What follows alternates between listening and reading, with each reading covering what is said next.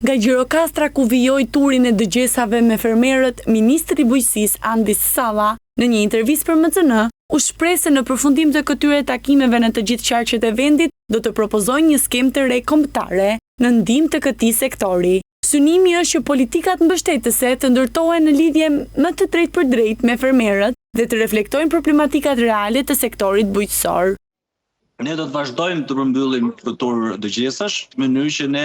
të dëgjojmë zërin e tyre, problematikat e tyre dhe të gjitha ato shqetësime do t'i adresojmë për t'i përshtatur në buxhet edhe për të bërë në skemën e re kombëtare ndaj tyre. Kemi një fond për 52 milion eurosh në dispozicion dhe presim në një kohë të shkurtër edhe hapjen e i parë treshit që kemi një paketë të plot financimi. Përveç kësaj kemi vendosur edhe këtë vit me midis Ministrisë Financave 10% të faturimit të çdo fermieri ne ta kalojmë në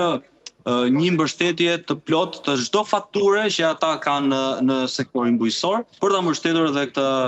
një mundësi e re që kemi në 2026. Ministri Salla njoftoi krijimin e 7 laboratorëve të qeverisë për të garantuar sigurinë ushqimore dhe se fokusi kryesor do të jetë mbrojtja e prodhimit vendas. Së pari, ne kemi orientuar fermerët që të krijojnë me bashkitë e vendit që ato përfaqësohen për të krijuar SHBB-t, bashkimet e fermerëve dhe të jenë sa më konkurrues në një numër më të madh